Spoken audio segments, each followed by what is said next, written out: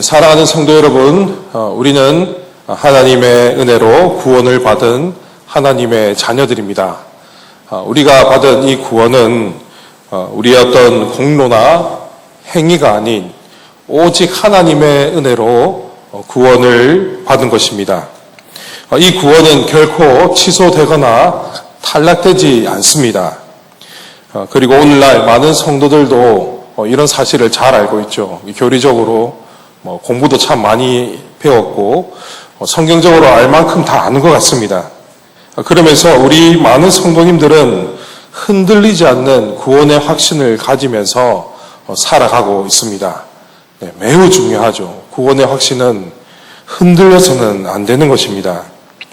그런데 문제는 이 구원을 자신의 삶과 별개의 영역으로 생각하고 있는 성도들이 많다는 것입니다.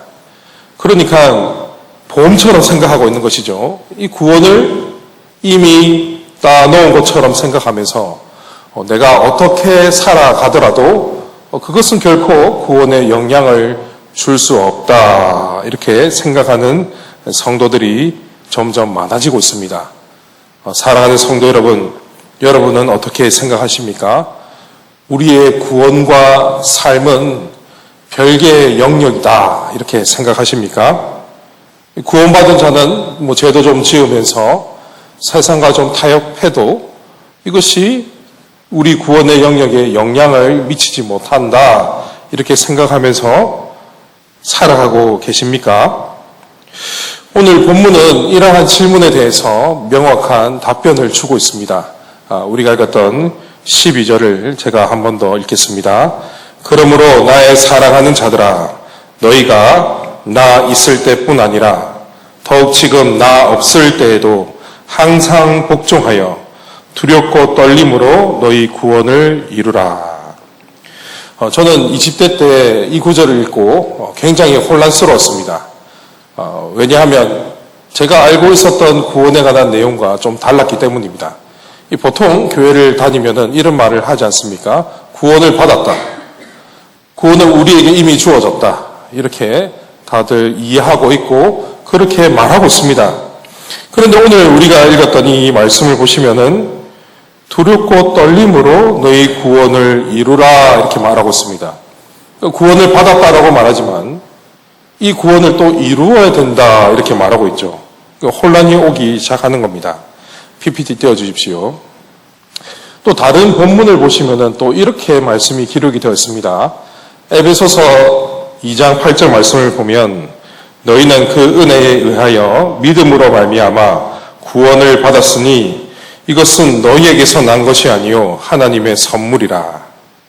그러니까 구원이 주어진 것을 말하고 있죠. 과거적으로 표현하고 있습니다. 고린도전서 1장 18절 말씀을 보면 또 이렇게 말하고 있습니다. 십자가의 도가 멸망하는 자들에게는 미련한 것이요 구원을 받는 우리에게는 하나님의 능력이라. 여기에는 구원을 받는이라고 표현되어 있죠. 그러니까 구원을 받고 있다라고 말씀하고 있는 겁니다. 그러니까 현재적인 측면에서 지금 말하고 있는데 뭔가 좀 이상하죠. 첫 번째에 있는 구원을 받았으니는 우리가 주로 사용하고 이해하고 있는 표현인데 그 다음 고린도전서 1장 18절 말씀을 보면 뭔가 좀 이해가 안 됩니다. 구원을 받고 있다. 로마서 5장 9절 말씀을 보면 또 이렇게 표현이 되어 있죠. 그러면 이제 우리가 그의 피로 말미암아 의롭다 하심을 받았으니 더 그로 말미암아 진노하심에서 구원을 받을 것이니. 미래적인 측면에서 지금 구원을 설명하고 있습니다. 이 구원을 받을 것이다. 그러면 여러분 이게 뭡니까 도대체?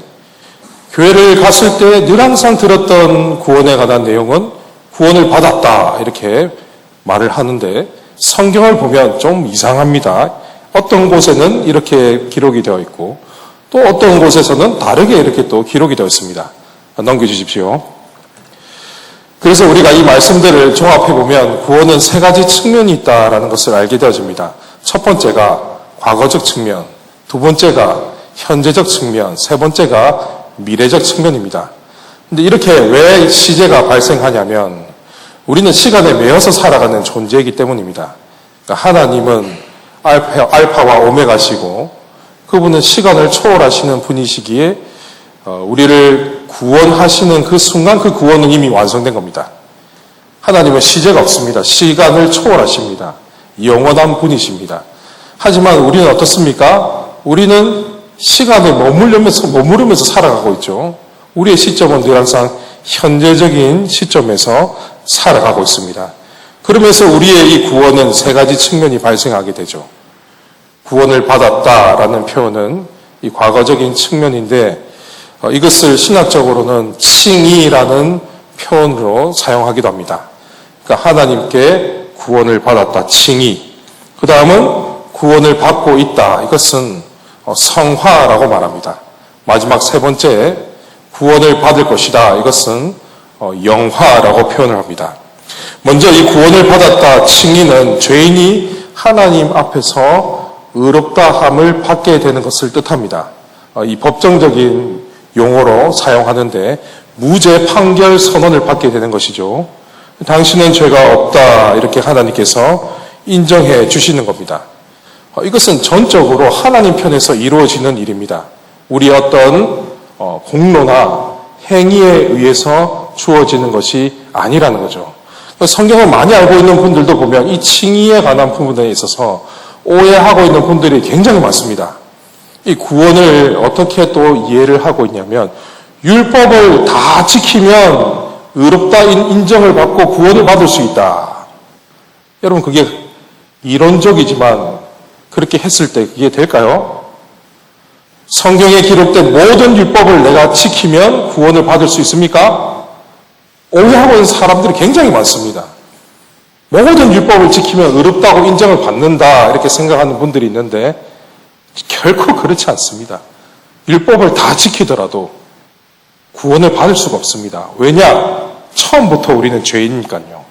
아담이 죄를 범한 이후에 그 태어난 모든 인간들은 그 죄성을 가지고 태어나기 때문에 그가 아무리 선한 일을 하고 율법에 기록된 그 몇백 개의 말씀을 지킬지라도 하나님 앞에 결코 의롭다 하심을 인정받을 수가 없습니다.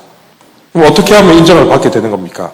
오직 예수 그리스도를 믿음으로 그분의 보혈을 근거로 해서 하나님께서 죄인을 너 죄 없어 이렇게 인정해 주시는 겁니다.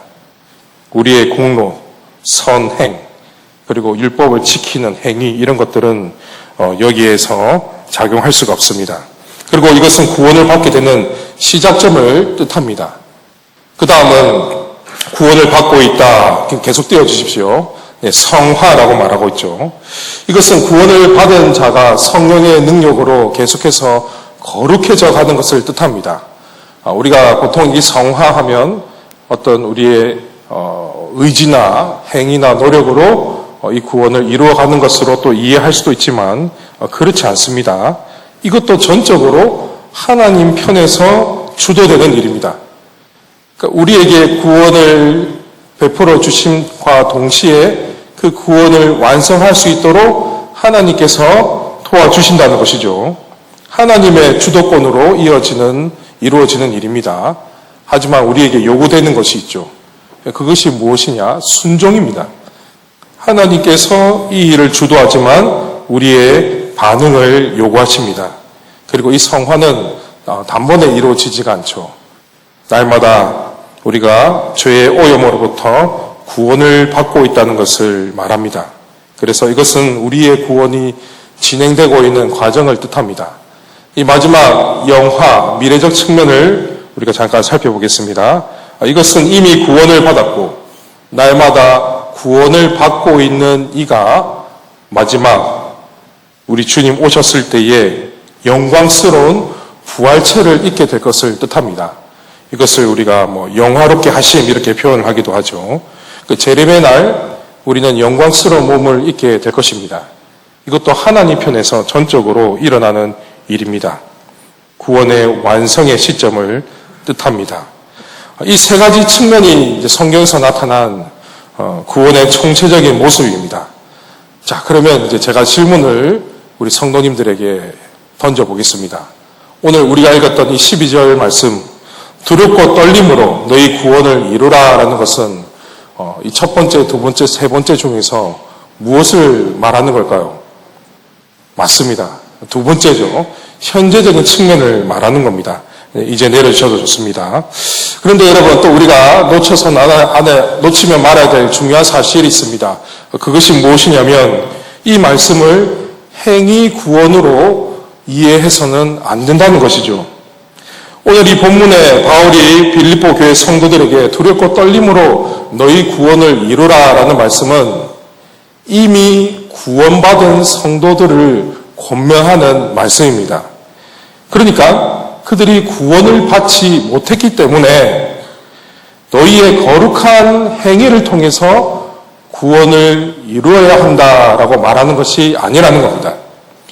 그리고 또 우리가 이 말씀을 읽는 가운데 로마 가톨릭의 교리처럼 오해할 수도 있습니다. 로마 가톨릭은 이 성화를 우리와 좀 다르게 이해하고 있습니다. 그들은 이렇게 이야기를 하고 있죠. 구원의 이 유지가 되는 근거가 어디에 있냐면 거룩한 행위에 있다. 구원을 받게 되면 그 구원을 계속해서 유지해 나가야 되는데 거룩한 행위를 통해서 이 구원이 유지된다는 겁니다. 그럼 여러분 어떤 오류가 발생하게 됩니까?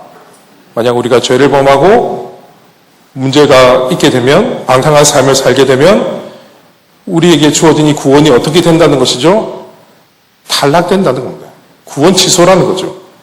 이것은 심각한 문제가 생겨나는 것입니다. 오늘 본문에서 바울은 우리 구원의 근거를 어디에 두고 있냐면 우리가 읽지는 않았지만 앞에 있는 단락에서 말씀하고 있습니다. 구원의 근거가 무엇이었냐면 예수님의 성육신과 십자가의 죽으심, 부활을 근거로 두고 있습니다. 그러면서 오늘 우리가 12절 말씀을 보면 접속사 그러므로라고 시작되고 있는데 이 그러므로라는 접속사는 앞에 있는 그 내용을 포함해서 이제 내용을 새롭게 전개하고 있는 겁니다. 앞에 있는 내용을 보시면은 예수님께서 자신을 비워서 육신으로 이 땅에 오심을 말하였고 또 자기를 낮추시고 십자가에 죽기까지 복종하셨다는 사실을 말하였습니다.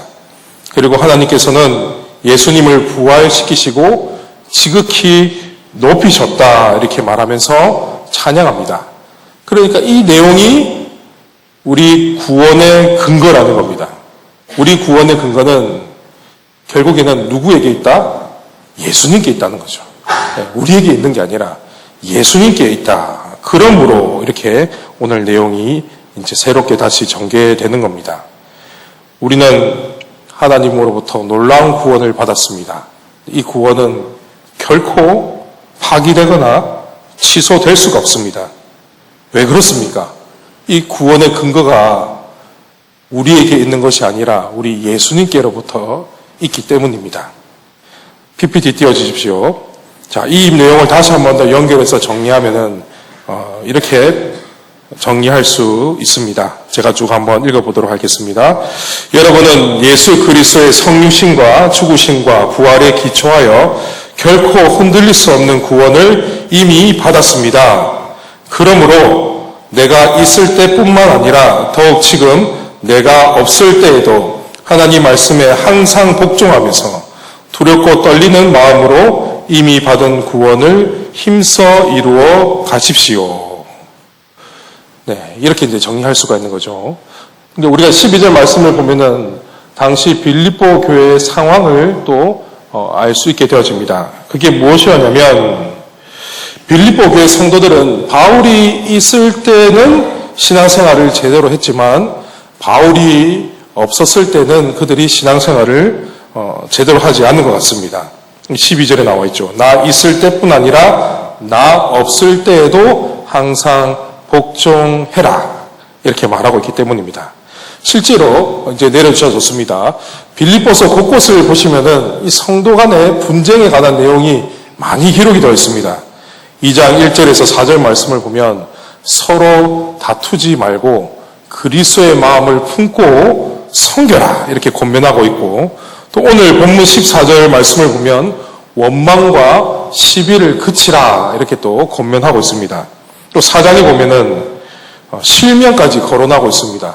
두 사람이 여기에는 나와 있죠. 유오디아와 순두계, 이 두 사람에게 바울이 뭐라고 말했습니까? 같은 마음을 품으라. 그러니까 이들은 구원을 받은 성도였지만 교회 안에서 문제를 일으키고 있었던 자입니다. 굉장히 좀 논란이 있었던 그런 핵심 인원이었던 것 같습니다.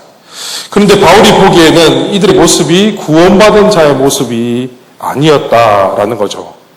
구원받은 자가 어떻게 저렇게 다툴 수가 있고 어떻게 저렇게 싸울 수가 있지.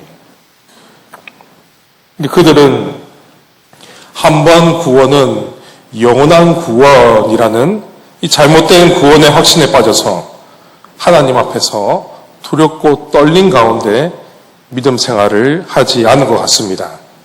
여러분, 참된 구원의 확신은 반드시 경건한 두려움을 수반하게 되어진다라는 사실을 기억하십시오.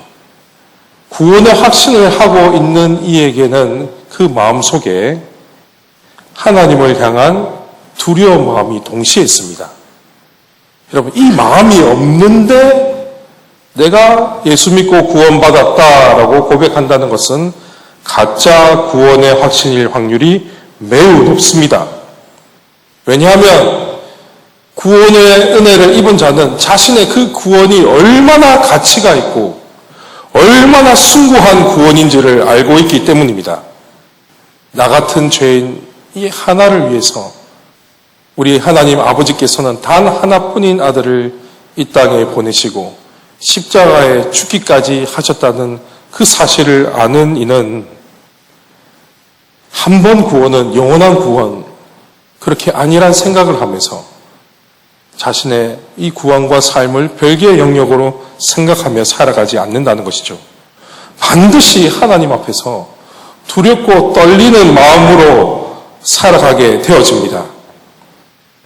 살아가는 성도 여러분, 우리는 늘 항상 이미 구원을 받았다라고 자주 표현하고 말하기도 하지만 현재도 구원을 받고 있다는 사실을 동시에 인식해야 됩니다.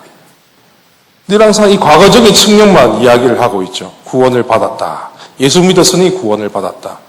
근데 여러분, 이 측면만을 우리가 생각해서는 안 된다는 사실입니다. 그 구원은 지금도 계속해서 받고 있다는 사실을 동시에 인식하시기를 바랍니다. 두렵고 떨림으로 우리의 구원을 이루어 가야 합니다. 하나님을 깊이 사랑하는 자는 그 마음에 경건한 두려움을 가지고 있고 거룩한 삶을 살아가게 되어진다는 사실을 우리가 잊지 말고 기억해야 합니다. 그러면 이 구원을 이루는 일이 우리의 의지와 노력으로 가능할까요? 결코 그렇지 않습니다. 13절 말씀을 다시 한 번 더 띄워주십시오. 그 다음 넘겨주시면 되겠습니다. 제가 쭉 한번 읽도록 하겠습니다. 너희 안에서 행하시는 이는 하나님이시니 자기의 기쁘신 뜻을 위하여 너희에게 소원을 두고 행하게 하시나니. 자, 여기 보면 너희 안에 행하시는 이가 하나님이시다 이렇게 말하고 있죠.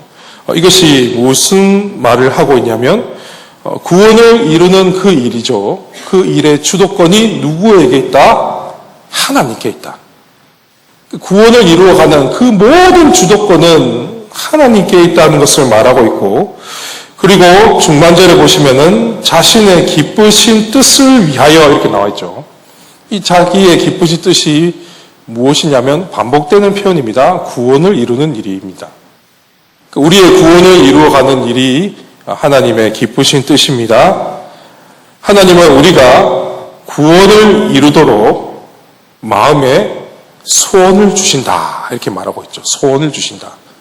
이 13절 말씀을 좀 잘못 이해하고 있는 분들이 굉장히 많습니다. 여기서 말하는 이 소원은 의지를 뜻합니다. 의지, 선한 의지. 두렵고 떨린 가운데 살아가는 그러한 마음을 우리에게 주신다는 겁니다. 이 공동 번역이 좀 더 이해하기 쉽게 잘 번역된 것 같습니다. 뭐 여러 번역도 있지만 제가 개인적으로는 이 구절만은 공동 번역이 좀 더 잘 할 수 있는 그런 구절인 것 같습니다. 제가 다시 한 번 더 공동 번역을 읽도록 하겠습니다. 여러분 안에 계셔서 여러분에게 당신의 뜻에 맞는 일을 하고자 하는 이 구원이죠. 구원을 이루는 일을 하도록 마음을 일으켜 주시고 그 일을 할 힘을 주시는 분은 하나님이십니다. 그러니까 두렵고 떨림 가운데 살아갈 수 있도록 그런 마음을 주시는 분도 하나님이시고 또 우리가 거룩하게 살아갈 수 있도록 힘을 주시는 분도 누구라는 거죠? 하나님. 그러니까 여러분 이 구원이라는 모든 과정은 전 과정은 우리 하나님께서 주도하시고 하나님께서 이 일을 이루어가게 하신다는 겁니다. 그렇습니다.